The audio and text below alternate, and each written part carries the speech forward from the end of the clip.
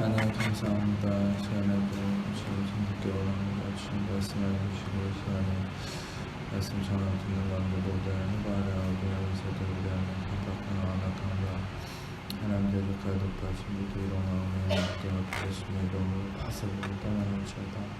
성령만이 고사 하나와 조청한 곳이 그리고 인정하오니 너로 임하시고 다스리시고 충만케 하시며 주의 나라에 임하주시고 주 산수에 이루어진 것 같이 땅에서 이루어지며 주께서 이루어진 같이 명하며 30배 60배 100배 차오남실며 가득하게 되시는 주장하시고 역사에 주옵소서.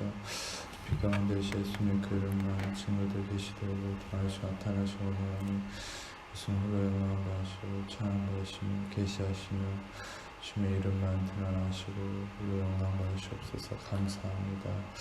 또 영광을 존귀와 찬양 예수님께만 올려드리오니 주의 홀로 영광 받으시고 찬양 받으시옵소서. 감사합니다. 주의 영광 받으시옵소서. 감사합니다. 모든 영광 예수님께만 올려드립니다. 감사합니다. 주님 홀로 영광 받으시옵소서. 감사합니다. 주님 감사합니다. 예수님 감사합니다. 아버지 감사합니다. 성령님 감사합니다. 예수님 홀로 영광 받으시옵소서. 주님 임하시옵소서. 감사합니다. 계시하여 주옵소서. 나타내 주옵소서. 주님이 주장하시고 역사해 주옵소서. 감사합니다. 모든 것들 주님께 부탁합니다. 주님 영광 받으시옵소서. 감사합니다. 모든 영광 주님께 올려드립니다. 감사드리며 예수님 이름으로 기도합니다. 네. 룻기 3장 18절을 같이 읽겠습니다. 룻기 3장 18절을 같이 읽겠습니다. 시작. 이에 시어머니가 이르되 내 딸아 이 사건이 어떻게 될지 알기까지 앉아있으라. 오늘 일을 성취하기 전에는 쉬지 아니하리라 하니라. 아멘. 오늘 읽은 이 룻기는 이 실제적으로 다윗의 이 왕의 족보에 끼어있는 하나의 그 에피소드 같은 겁니다. 그러니까 이제 이 룻기가 처음에 발견된 스크립트의 배경은 이 역사가들이 이 다윗의 족보의 스크립트를 연구를 하다 보니까 이상하게 족보가 뭐 누가 누구를 낳고 누구를 낳고 이렇게 이름이 나열되어 있는데 거기에 이제 이 에피소드가 끼어 있었다는 것이죠. 그래서 성령께서는 어떤 하나님의 뜻과 의도에 의해서 이 룻기라는 이야기를 이 다윗의 그 족보에 끼워 넣으신 거죠. 그러면은 우리가 한 가지 복음의 구속사적 관점에서 다윗의 족보가 우리에게 어떤 의미가 있는 것인가? 실제로 예수님은 유다 지파의 다윗의 자손으로 이 땅에 오셨죠. 그러니까 우리를 구원하시기 위해 오신 구원자이신 예수 그리스도가 다윗의 족보에 등장한다. 이것은 실제로 마태복음 1장에 이 왕이신 유대인의 왕으로 오신 예수님을 1장에 보면은 그 족보를 드러냄을 통해서 정통성을 나타내려고 하는 의도가 보이는 것이죠. 그런데 실제로 구속사적으로도 예수님은 왕으로서 우리의 왕으로서 존재하시는 분이고 또 우리의 구속사의 중심이신 구원자로서 우리에게 의미를 갖고 계신데 그 구원자이신 예수님께서 다윗의 족보를 통해 오셨다. 그것은 바로 다윗의 족보가 무엇을 의미하는 겁니까? 그것은 왕이시지만 구원자이신 예수님의 어떤 그 핵심적인 구원자로서의 그 모습을 나타낸다는 거죠. 그래서 단순한 다윗의 족보는 인간의 족보를 의미하는 게 아니라 구원의 이 성취되는 과정 속의 흐름을 얘기하는 것이다라는 거죠. 그러면 그 흐름 가운데 구원자의 성취를 우리의 구원의 성취를 이루시기 위한 예수 그리스도의 구원의 흐름 가운데 어떤 이야기가 있었습니까? 바로 룻기의 이 사건이 있었던 거죠. 룻기의 대략적인 얘기는 여러분이 알다시피 룻은 모압 여인이었죠. 모압 여인은 암몬과 더불어서 아주 하나님의 이 영역에 들지 못하는 저주받은 백성들이었어요. 실제로 모압과 암몬의 이 시초는 어디서 시작된 겁니까? 이 아브라함의 조카 롯이라는 사람이 소돔과 고모라를 떠나서 하나님의 은혜로 어떻게 이제 소돔과 고모라를 벗어났죠. 그 아내는 소금 기둥이 돼서 죽어버렸죠. 근데 그 딸들과 롯이 소돔과 고모라를 벗어나는데 이 딸들이 아버지를 술을 취해서 이렇게 먹이하고 근친상간을 통해서, 그러니까 이제 제정신이 아닌 거죠. 그 딸들이 아버지와 관계를 통해서 낳은 자녀가 암몬과 모압 족속. 그러니까 하나님의 어떤 정통성이 아니라 인간의 혼합물이죠. 인간의 육신성이 아주 극명하게 나타나는 하나님의 질서가 어긋난 모습. 그래서 암몬과 모압은 그런 잘못된 단순한 어떤 윤리 도덕적인 문제를 얘기하는 것이 아니라, 이것은 어떤 면에서는 좀 더 깊은 의미로는 하나님의 뜻 안에서 나지 못한 어떤 하갈과 같은 존재성이죠. 아브라함이 약속을 떠나서 자기의 육신의 어떤 표상으로 이루어진 하갈과 같이 암몬과 모압도 롯의 어떤 하나님의 뜻을 벗어나 자기의 육신성으로 일어난 잘못된 결과죠. 그런데 놀랍게도 그 잘못된 결과인 모압 족속의 여인이 룻이었는데, 이 룻은 이제 결혼을 했는데 그 시어머니가 나오미라는 사람이었어요. 근데 결국 이 나오미도 남편을 잃었고 자식도 다 잃어버렸어요. 며느리만 둘 남았는데 며느리 한 명은 또 자기 갈 길을 갔어요. 근데 놀랍게도 이 룻이라는 여인을 하나님이 택하신 거죠. 그래서 룻은 나오미와 함께 가기를 선택을 했습니다. 결국 그것도 하나님의 섭리 안에 있었던 것이죠. 그 과정 속에서 룻이 누구를 만나느냐? 보아스를 만나는 것이죠. 이 보아스는 아주 완벽한 인물인 것이에요. 모든 것에 완벽한, 모든 것에 아주 균형이 맞춰진 최고의 인물이죠. 바로 예수님을 나타내는 인물입니다. 실제로 전에도 이 부분에 대해서 설교를 한 적이 있어요. 보아스의 어떤 이름과 여러 가지 배경적인 걸 통해서 이 보아스가 예수님을 얘기한다는 걸 설명한 적이 있는데, 오늘은 그것을 얘기하려고 하는 것은 아니고, 일단은 거기에 포인트를 두기보다는 일단 보아스가 예수님을 상징하는 인물입니다. 그래서 이 보아스가 룻을 만나고 하나님의 뜻 안에서 결국 이 보아스가 어떤 일을 합니까? 룻을 자기가 책임지고 결혼하기로 작정을 합니다. 결국 이것은 아주 우리 태생적인 것부터 저주에 매여 있고 내 스스로는 아무것도 할 수 없는 존재인 룻은 바로 우리를 대변하는 것이죠. 그런데 그 보아스라는 예수님이 나타나서 자기 힘으로는 아무것도 할 수 없는 자를 그 힘으로, 그 능력으로 구원하시는 예수 그리스도의 구속을 의미하는 것이죠. 바로 이것은 마치 보아스가 이제 이 3장 이후에 사건을 보면은 이 장로들에게 자신이 룻을 책임질 것을 약속을 받습니다. 그리고 장로들은 자기에게 해가 될 것을, 이 장로들은 율법을 의미하거든요. 자기에게 해가 될 것을 염려해서 룻을 자기가 책임질 수 없다고 얘기를 하죠. 이것은 율법의 무능함을 얘기한다고 했죠. 그러나 율법은 우리를 구원할 수 없었고, 율법은 단지 우리의 죄만 드러냈지만, 은혜이신 예수 그리스도는 우리의 모든 걸 끌어안고 우리를 능히 구원하시는 분이다. 그래서 전에도 표현했듯이 예수 그리스도는 능히 그 한쪽 어깨로도 이 천지를 창조할 만큼 전능한 분이시지만, 누가복음 15장에 드러난 것처럼 목자이신 예수 그리스도는 우리를 구원할 때는 그 전능한 어깨를 두 개를 다 쓴다는 거죠. 창조 때는 어깨를 하나만 썼지만 셔켐이라는 단어를 통해서 히브리어를 표현하고 있는데, 그러나 우리를 구원하실 때는 양 어깨를 다 쓴다. 누가복음 15장에 잃어버린 양을 그 어깨, 두 어깨에 메고 돌아오는 그 목자의 모습, 그것은 우리를 구속하신, 구원하신 예수님을 보여주시는 것이죠. 그래서 능히 그 모든 능력을 다해서 우리를 구원하신 것이죠. 구원은 우리에게 있어서 쉬운 겁니다. 우리가 한 게 아무것도 없기 때문에, 우리는 선물로서만 구원을 얻은 것이기 때문에. 그러나 여러분이 알아야 될 것은 우리에게 있어서는 쉬운 거지만 이 세상 그 누구도 이룰 수 없는 아주 불가능한 것이었어요. 그 불가능한 구원은 예수님에게 있어서도 모든 것을 다 바쳐야 될 만큼, 자신의 모든 능력을 다 쏟아야 될 만큼 엄청나게 힘든 것이죠. 우리에게 쉽다고 해서 그것이 예수님에게도 쉬운 것은 아니었어요. 예수님에게조차도 그것은 어려운 것이고 누구도 불가능한 것이 구원입니다. 그러나 그분은 창조보다 더 힘든 우리의 죄사함과 대속을 우리를 구원하시기 위해서 이루신 것이죠. 할렐루야. 그것은 이제 아까도 표현했듯이 양 어깨를 다 쓰셨다. 이제 거기에 힌트가 있는 것이죠. 그래서 여러분이 알아야 될 것은 우리가 값없이 얻은 은혜와 구원은 우리에게 있어서 쉬운 것이라 해서 가벼운 것이 아니라는 것이죠. 그것은 예수님이 모든 것을 다 주실 만큼 무거운 것이고 값어치 있는 것이고 최고의 것이다. 그래서 우리가 이룰 수 없기 때문에 우리에게 값없이 주어지는 것이 바로 구원이라는 것이죠.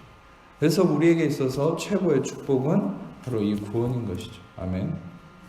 그래서 여러분들 이 보아스가 율법이 할 수 없는 그 구원을 능히 자신의 능력으로 이루는 것을 통해서 하나님은 예수 그리스도가 우리를 구원하실 것을 보여주시죠. 그리고 오늘 이 보아스를 만남 가운데서 시어머니가 이 나오미가 룻에게 하는 이 메시지가 아주 우리에게 복음의 중요한 진리가 되는 것이에요. 그것은 뭐냐? 너는 이 사건이, 이 일이, 이것은 무엇을 의미합니까? 이 사건은 바로 구원을 의미하는 거예요. 구속사를 의미하는 거예요. 우리를 능히 책임지고 대속하심을 의미하는 거예요. 이 일이 어떻게 되기까지 앉아있으라. 앉아있으라. 이것은 뭡니까? 야샤부. 야샤부는 뭐냐? 이 시편 91편은 우리에 대한 하나님의 최고의 이 안전함과 우리의 피난처가 되심을 극명하게 말씀하시는 메시지죠. 근데 그 시편 91편의 시작부터가 전능자의 그늘 아래 거하는 자 해서 그것을 야샤부라고 표현하고 있거든요. 그러니까 바로 하나님의 가장 안전한 곳에 거하는 곳을 야샤부라고 합니다. 근데 여기서 나오미는 너는 이 일이 성취하기까지 야샤부 앉아있으라. 안식 가운데 있으라는 거죠. 왜냐? 그 사람이 이것을 이루기까지 쉬지 않을 거다. 그러니까 일은 보아스이신 예수님이 한다는 거예요. 우리가 할 일은 쉬는 거예요. 아멘. 이것이 우리에게 있어서 위치에 제대로 된 위치입니다. 그러니까 여러분들이 한 가지 알아야 될 것은 크리스천들에게 있어서 이제 율법 아래 있을 때는 doing이 되게 중요했어요. 왜냐하면 율법은 우리의 행위를 감찰하거든요. 그러나 예수 그리스도가 와서는 그분이 doing을 다 이루셨기 때문에 그분이 모든 성경을 응하게 하시고 율법을 1.1획도 남김없이 성취하시고 doing을 이루셨기 때문에 이제 우리에게 있어서는 doing의 의무가 없는 거예요. 우리에게 있어서 더 중요한 건 being이에요. being. 우리의 위치, 우리의 어떤 존재성, 이게 더 중요한 거예요. 우리의 존재성과 위치로부터 doing이 표출되는 것이 크리스천들의 삶이에요. 근데 우리가 아직도 율법에 매여 있으면 우리는 being을 찾지 못해요. 우리가 doing에 머물러 있으면 우리의 존재성과 위치를 찾을 수가 없어요. 이 질서를 어긋나면 안 되는 거예요. 우리는 being과 우리의 존재성, 우리의 위치를 올바로 찾을 때 거기서부터 올바른 doing이 나오는 거예요. 아멘. 그래서 이 부분이 굉장히 중요해요. 그러니까 계속 신약을 보면은 율법은 계속적으로 행위를 얘기하지만 신약은 행함을 얘기한다 해도 먼저 우리의 위치와 존재성을 얘기해요. 그러니까 서신서에서 바울이나 많은 이 사도들의 글을 보면은 뭐 그래봤자 바울과 베드로, 요한, 야고보, 유다 이렇게 5명만 이 복음서 이후에 서신서를 썼지만 그 사도들의 모든 글들을 보면 새 언약의 글들을 보면은 항상 행위를 얘기하기 전에 먼저 우리의 존재성이나 위치를 얘기하죠. 그것을 뭐라 했어요? 직설법이라고 얘기했죠. 율법은 무조건 명령만 하죠. 우리의 사정을 고려하지 않고. 그래서 명령에 따르지 않으면 저주해버리고 심판해버리고. 그게 율법이에요. 근데 은혜는 뭐냐? 먼저 우리의 위치와 사실을 직시하게 하고 그 다음에 명령을 하는 거예요. 그것은 뭡니까? 그 명령은 이루지 않았을 때 저주가 떨어지는 명령이 아니라 결과물로서 나타나는 명령을 얘기하는 거예요. 그래서 그것을 인디커티브와 임페러티브라고 하는 직설법과 명령법의 원리로서 얘기를 했죠. 그래서 우리의 사실, 우리의 위치, 존재성을 자각을 하면 우리는 그러한 행위가 표출된다라는 이 원리 안에서 서신서를 적은 것이 바울과 모든 사도들의 글이에요. 그게 새 언약이에요. 그러니까 율법과는 다른 거죠. 율법에서 얘기하는 명령과 이 뭡니까? 서신서에서 얘기하는 명령이 달라요. 율법에서는 예를 들어서 레위기에 너희는 거룩해라, 나 야훼가 거룩하다 했을 때 거룩하지 않으면 죽여버리겠다는 거죠. 하나님의 그 뜻은. 그런데 서신서에서도 거룩함에 대해서 얘기를 해요. 정욕을 떠나거나 우리의 정욕이 정욕을 떠나거나 우리가 올바른 삶을 살 거에 대해서 바울조차도 얘기를 합니다. 그러나 놀라운 것은 그 명령을 하기 이전에 어떤 얘기를 하느냐, 우리가 어떤 사람인지를 먼저 얘기를 해줘요. 우리가 정욕을 떠나거나 거룩하게 살 거에 대해서 바울이 얘기하기 전에 무엇을 먼저 얘기하냐면 우리의 정욕과 우리의 모든 이 존재가, 우리의 의가 십자가에서 이미 죽었음을 먼저 인지를 시켜줘요. 그게 복음이에요. 우리 위치와 우리의 존재성을 먼저 깨달을 때 우리는 그것을 할 수 있는 힘이 주어지는 거예요. 그래서 로마서 6장 14절은 그렇게 얘기하죠. 죄가 너희를 주장하지 못하리니 이는 너희가 법 아래 있지 않고 은혜 아래 있습니다. 은혜 아래 있다는 게 뭐예요? 우리의 행위가 아닌 우리의 존재성을 인식하는 거예요. 우리가 십자가에서 이미 대속함이 이루어진 존재고 부활하신 예수님과 하나 된 존재고 우리는 그럼으로 인해서 우리 어떤 것과 상관없이 예수님의 대가지불로 인해서 우리는 의롭게 된 존재다 라는 우리의 위치와 존재성을 먼저 복음 안에서 인식할 때 그 진리 안에서 우리가 죄를 이기고 세상을 다스릴 힘이 주어진다 라는 게 이게 이제 새 언약에서 얘기하는 진리인 것이죠. 그래서 우리는 그 원리 안에서 복음의 진리를 이해를 할 수 있어야 됩니다. 그 원리로서 얘기한 게 실상 지금의 나오미가 룻에게 얘기하는 바예요. 너는 앉아 있으라. 그가 이 일을 성취하시기까지 쉬지 않을 것이다. 다시 말하면 그분의 성취하심의 그것을 기반으로 안식하라는 거죠. 우리는 이걸 아셔야 돼요.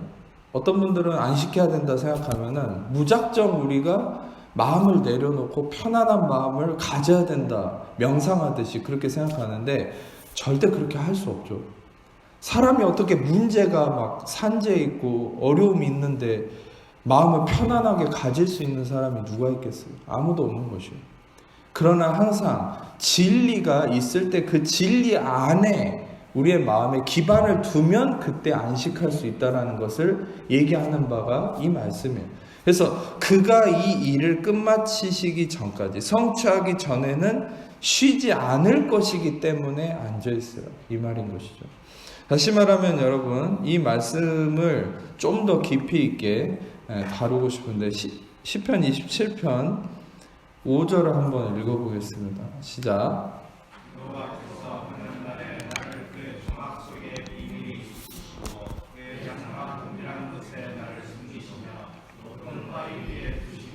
자, 보세요. 아주 비슷하게 맥락이 이어지는 말씀이죠. 다윗의 이 고백의 시편인데 이 시편 27편은 또 아주 놀라운 말씀이 우리에게 아주 힘이 되는 말씀이에요. 뭐 오늘 스크린으로 보진 않았지만 1절에도 보면은 여호와는 나의 빛이요 나의 구원이신 내가 누구를 두려워하리. 여호와는 내 생명의 능력이신 내가 누구를 무서워하리. 원수된 악인들이 내 살을 먹으려고 내게로 왔으나 나의 대적들 나의 원수들인 그들은 실족해서 넘어졌도다. 이렇게 시작되는 곳이 27편이에요. 그러니까 우리에 대한 보호하심과 우리가 그리스도 안에서 하나님의 은혜 안에서 안식함에 대해서 말씀하려고 하시는 게 시편 27편이에요. 근데 그 27편의 5절에서 아주 놀라운 진리를 하나 얘기하고 있어요. 여호와께서 환난 날에 그의 초막의 비밀이 나를 지키시고 은밀한 곳에 나를 숨기셨다. 그런데 마지막에 높은 바위 위에 두신다라는 구절이 나오죠. 이게 아주 의미심장한 진리를 내포하고 있어요. 뭐냐면은 이 바위라고 표현된 것이 뭐냐면은 쭈르라는 단어입니다. 히브리어로. 근데 이 쭈르라는 단어가 어디서 등장하냐면은 출애굽기 17장에 보면은 이스라엘 백성들이 물이 없어서 불평하는 장면이 나와요. 물이 없어서 하나님께 불평을 하죠. 모세에게 우리를 여기까지 또 끄집어내서 죽이려고 하느냐, 구원의 은혜는 다 잊어먹고 환경적인 부족함에 대해서 불평하고 짜증내기 시작하죠. 근데 하나님께서 모세에게 말씀하시죠. 너는 저 반석을 쳐서 그 지팡이로 쳐서 물을 내게 해서 백성들을 마시게 해라. 거기서 그 반석, 지팡이로 때려서 물이 나오는 반석, 결국은 그 반석을 때렸을 때 물이 많이 나와서 이스라엘 백성들의 그 갈급함을 채웠죠. 그것이 뭡니까? 바로 그 반석이 쭈르예요, 쭈르. 근데 그 지팡이로 이 반석을 쳤다는 것을 무엇을 의미하냐면, 이 쭈르라는 것은 이제 이 반석이라는 바로 예수 그리스도를 상징하는 것인데, 이 쭈르라는 단어는 또 아주 놀랍게도 똑같은 이 발음으로 이루어진 추르라는 이 또 다른 히브리어에서 유래를 했는데, 그것은 무슨 뜻이냐? 속박하다는 말이에요. 속박하다. 그러니까 이제 이런 것들을 보면은 히브리어 하나하나 이런 것들이 모든 게 아주 놀랍게 구속사적인 예수 그리스도와 다 연관되어 있음을 우리는 찾을 수 있어요. 그러니까 이 반석조차도, 모세 지팡이로 때린 반석조차도 예수 그리스도를 얘기하는 것이에요. 우리를 위해서 채찍에 맞으심으로, 그 얼굴에 침을 당하심으로, 때림을 당하심으로 바로 우리의 모든 죄값을 치르시고 대속함을 이루신 예수 그리스도. 그런데 또한 그 단어 추루 또한 어떤 의미를 내포하고 있다고요? 속박당함. 바로 우리를 위해서 속박당하신 예수 그리스도를 의미한다.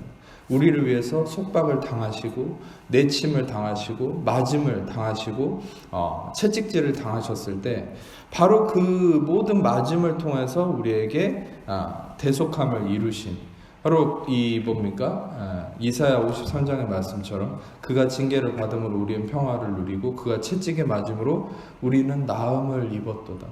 그래서 여러분들, 이 예수 그리스도의 침과 속박 당하심을 우리에게 말씀하시는 이 구절들이 왜 중요합니까? 바로 이것이 우리가 안식할 수 있는 근거가 된다. 그러니까 다시 한번 시편 27편 5절을 보세요. 스크린으로.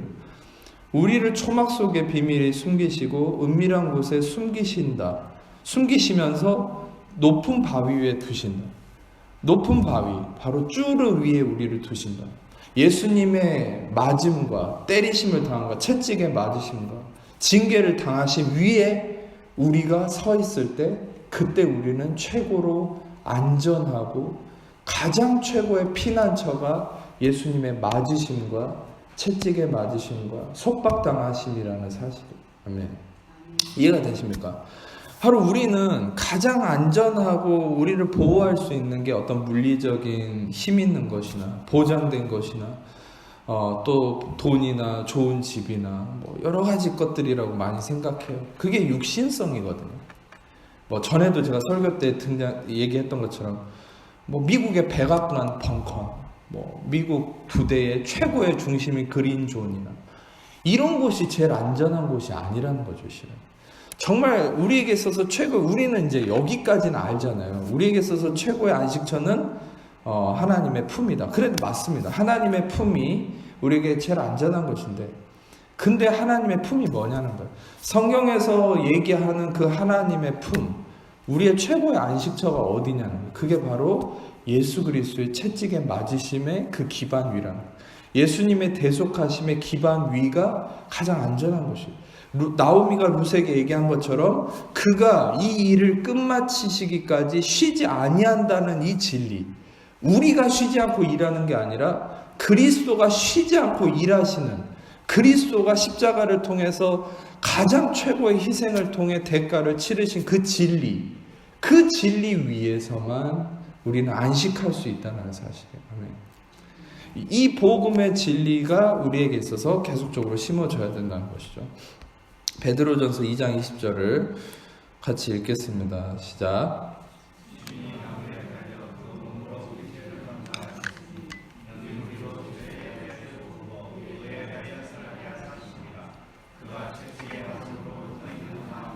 예, 그 다음 절도 읽겠습니다. 시작. 너가 지키를 잃었더니.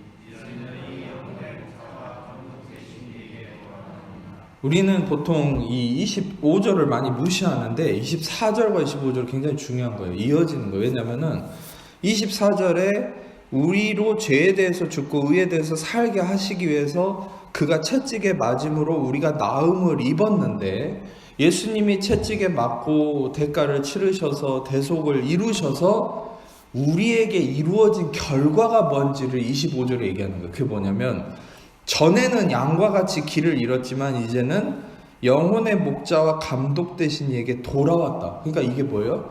길을 찾았다는 거죠. 길을 찾았다는 게 뭐예요? 안식처를 찾았다는 거예요. 우리는 그전에는 다 길을 잃었다는 거죠. 불안하게 살고, 그래서 길이 헤매기 때문에, 방황했기 때문에 우리는 두려워하고 살았다는 거죠. 안식처가 없었어요. 근데 예수님이 채찍에 맞고 대가를 치르셔서 이제는 우리가 영혼의 목자와 감독 되신 이에게 돌아왔다. 이게 뭐예요? 안식처에 들어갔다. 이제는 우리는 안식에 들어갔다는 거예요. 우리의 안식함은 무엇을 통해서만 이루어지는 거예요? 우리의 안식은 바로 예수님의 대가 지불과 채찍에 맞으심과 속박당하심, 고통당하심, 그 안에서만 우리의 안식이 이루어진다는 사실이죠. 이사야 53장 5절과 6절을 읽겠습니다. 시작.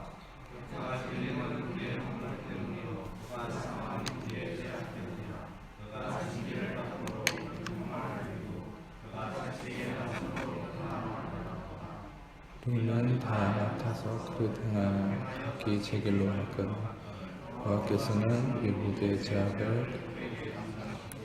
실제로 베드로전서 아까 읽었던 2장 24절에서 25절 말씀은 이사야 53장 5절에서 6절 말씀을 근거로 베드로가 성령 안에서 얘기한 것이죠. 그것은 무엇입니까?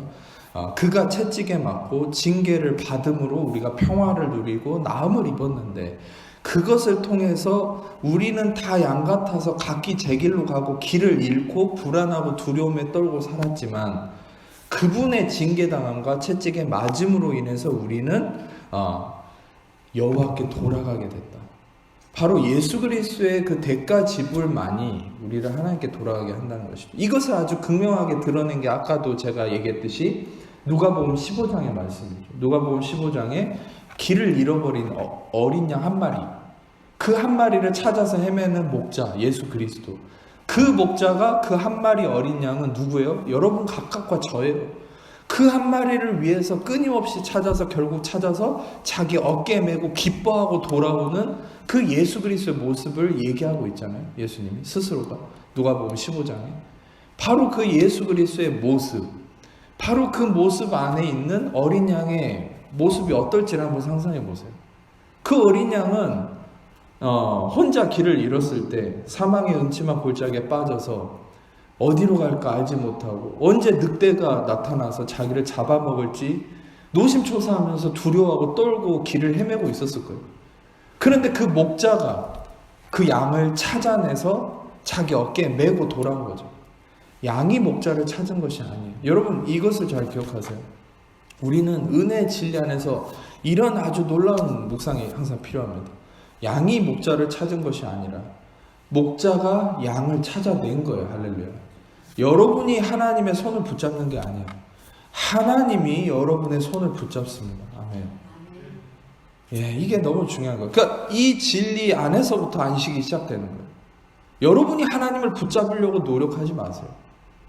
그분이 여러분을 찾으신다는 이 진리 안에 안식하세요. 그분이 여러분을 택하셨어요. 그분이 여러분을 눈동자처럼 지켜보고 계시고 밤이나 낮이나 항상 한결같이 여러분을 지켜보고 계세요. 그것은 어떤 눈입니까? 여러분의 죄를 찾아내서 심판하기 위한 지켜봄이 아니죠. 누구 하나라도 여러분에게 해가 되지 않도록 하기 위해서 여러분을 지키시고 보호하시는 그 사랑의 눈길인 것이죠.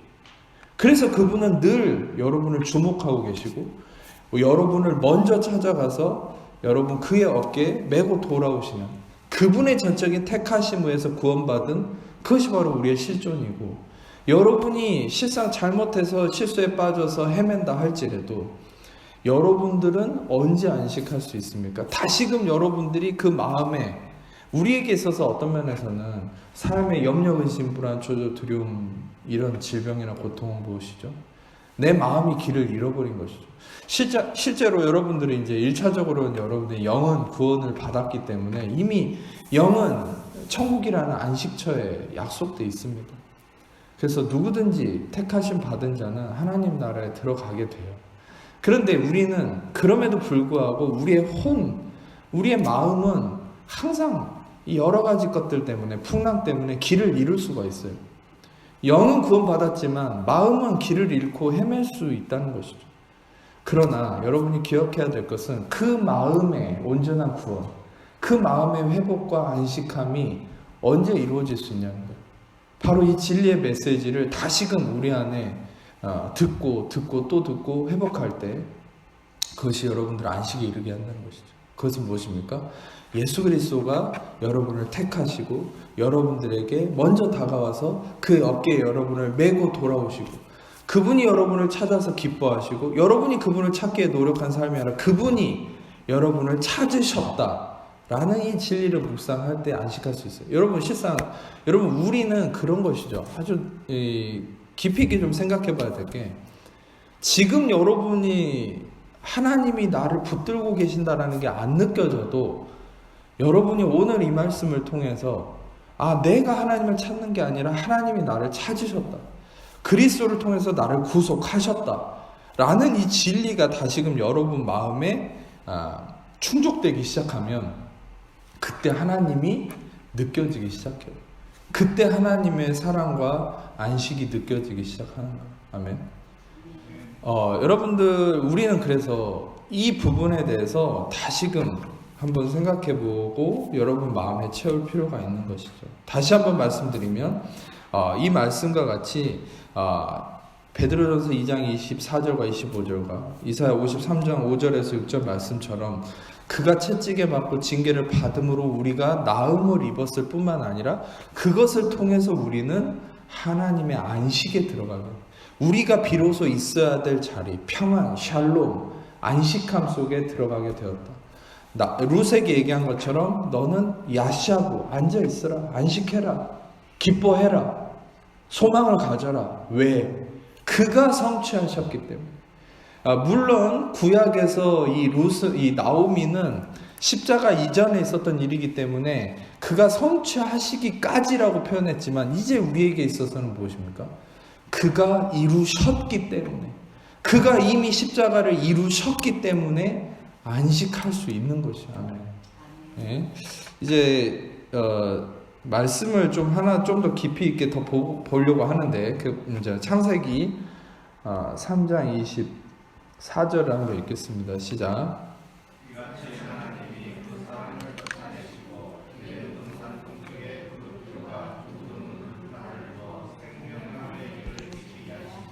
자 보세요. 인간이 죄를 짓고 하나님께 쫓겨났는데 인간이 생명나무를 먹지 못하게 된 배경이 뭡니까?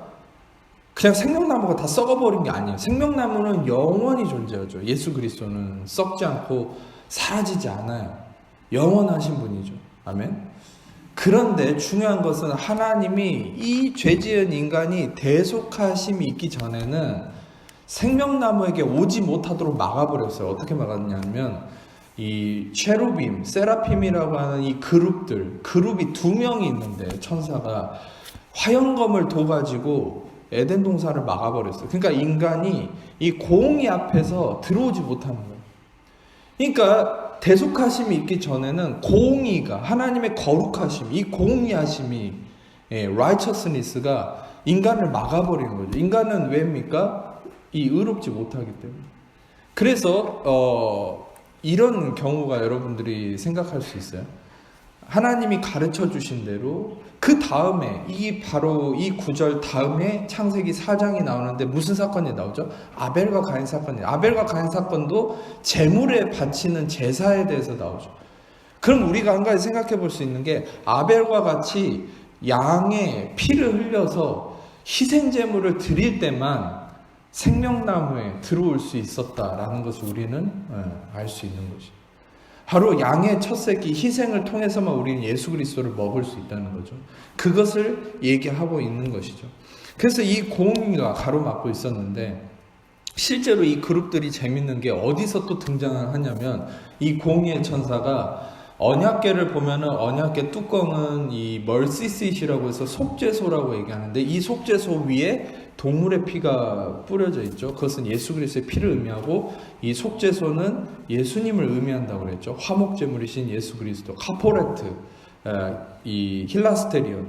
그러니까 이 속죄소 위에 그룹이 2명이 이렇게 고개를 숙이고 있어요. 이 공의의 천사가 언약궤 위에서 무엇을 보고 있냐면 뚜껑에 피를 보고 있어요. 공의의 천사는 심판의 천사거든요. 죄가 있을 때마다 즉각 심판을 행하는 천사들이 공의의 그룹들이에요. 이 천사들. 근데 이 천사들이 이 뚜껑에 뿌려진 피를 보고 잠잠한 것이죠. 하나님의 공의의 심판은 예수의 피 앞에서 잠잠해져요. 그래서 로마서 4장 15절을 보면은 율법은 진노를 이루게 하는, 율법이 없는 곳에 범법함도 없느니라. 율법이 있는 곳에 범법함이 있다는 거죠. 율법은 진노를 이루게 하고. 그런데 로마서 5장 9절에는 그러나 예수의 피로만 우리는 의롭다함으로 말미암아 구원을 얻게 된다라고 얘기해요. 그러니까 그 말씀처럼 그 피 앞에서만 공의가 잠잠게 되는 거예요. 여러분 잘 들으세요. 우리가 삶 속에서 은혜를 망각하고 다시금 내 행위의 중심으로 율법을 의식하는, 마귀가 여러분을 미혹해서 다시 율법을 의식하게 하게 되면은 우리의 마음이 율법에 빼앗겨서 자꾸 나 중심적인 나의 행위나 또 정죄감이나 그런 것에 매이면 무엇이 임하냐면 공의의 심판이 막 다가와요. 그래서 불안과 염려와 두려움이 오고 사단이 틈을 타는 거예요. 근데 그때마다 우리는 예수의 피를 의지하고 붙들고 선포할 때 그때 공의가 잠잠게 되는 것이죠. 네? 여러분 중요한 것은 그 피를 보고 있는 이 그룹들이 세워져 있는 게 언약궤 모습이죠. 전에 한번 보여드렸죠. 그런데 제가 무엇을 또 한 가지 얘기하려고 하냐면 요한복음 20장 11절부터 13절까지를 읽어보겠습니다. 시작.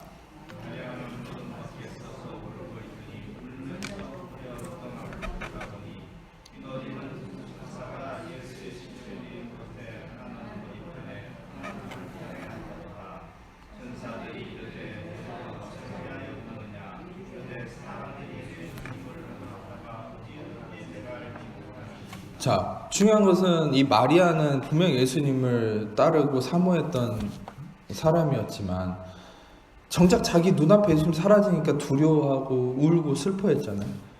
근데 무덤을 들여다봤는데 아주 흥미로운 광경을 우리가 하나 발견할 수 있죠. 그게 뭐냐면 천사들이 머리편에, 이 요한복음에만 요한이 깊이 있게 이렇게 묘사를 해놨는데 하나는 천사가 머리편에, 하나는 발편에 앉았었다. 이게 무엇을 형상화하는 모습인지 상상이 되십니까? 천사가 한 명은 예수님 머리편에, 한 명은 발편에 양 끝에 앉아 있었다. 바로 이게 언약궤의 모습이에요. 그러니까 언약궤도 그 언약궤 안에 이 십계명과 만나의 금항아리와 아론의 쌍난지팡이 세 개를 넣어놨잖아요. 그게 다 세 개가 무엇을 의미하냐면 이스라엘 백성들이 하나님에 대한 반역함을 나타내는 거예요. 이 세 개 물건이. 그러면 하나님을 반역했을 때는 심판과 저주 아래 죽어야 되거든요. 근데 하나님은 그것을 언약궤 안에 넣어버리게 하셨어요. 그리고 그 속죄소, 예수님을 상징하는 그 속죄소를 덮어버리고 그 위에 피를 뿌리고 하나님의 임재가 어디 있었죠? 언약궤 속으로 임재하시는 것이 아니라 그 속죄소에 뿌린 피에 하나님이 1년에 한 번 임재하시죠. 지성소에.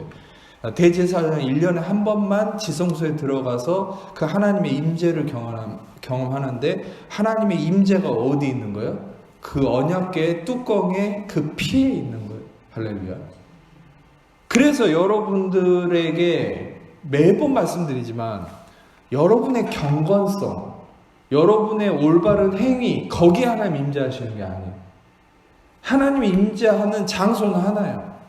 여러분 안에 심겨진 그리스도의 피, 보혈의 대속하심의 능력, 그 보혈 안에만 임재하시는 거예요. 아멘. 그래서 여러분이 보혈을 선포하고 보혈을 의지할 때 거기에 하나님 임재하셔서 거기에 평안과 안식과 마귀의 떠나감과 놀라운 승리가 보장되는 거지. 그러니까 언약궤 이 원리를 생각해 보세요. 그런데 이 예수님이 죽으시고 대가를 치르시고 부활하셔서 모든 것이 성취되고 나서 천사들이 마리아가 봤을 때 예수님의 그 무덤의 양 끝에 앉아 있었다. 이건 언약궤를 보여주는 거예요. 심지어는 무엇을 얘기하는 거예요? 이 천사들이 13절을 보면은 어찌하여 우느냐, 이것은 무엇을 의미합니까? 울 필요가 없다는 거죠. 할렐루야. 여러분 이제는 우리에게 있어서 하나님 말씀하시는 게 그래요. 슬퍼할 필요가 없다. 고통당할 필요가 없다. 염려할 필요가 없다. 왜? 이미 그리스도의 십자가를 통한 대가 지불이 이루어졌기 때문에 이제는 모든 것이 성취가 되었다. 이제는 안식하고 평안하고 누릴 것만 남아있다. 마지막으로 히브리서 10장 19절과 20절을 읽겠습니다. 시작.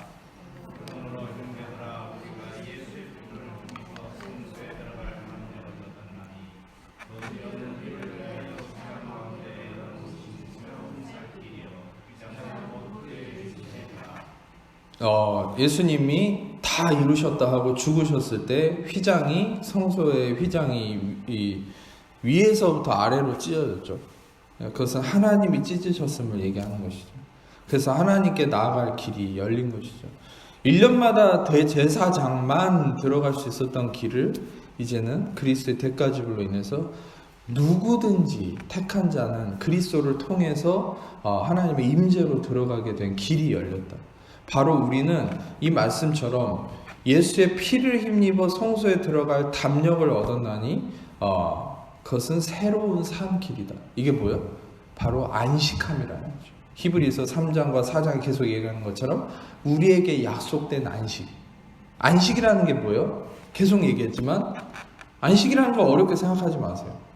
여러분이 더 이상 염려, 근심, 불안, 초조, 두려움, 고통, 어떤 질병, 문제에 휘말리지 않고 모든 것을 기뻐하고 누리고 행복하고 모든 것을 내려다볼 수 있는 그런 왕으로서의 어떤 권위를 회복한 모습, 그것이 바로 안식인 거예요.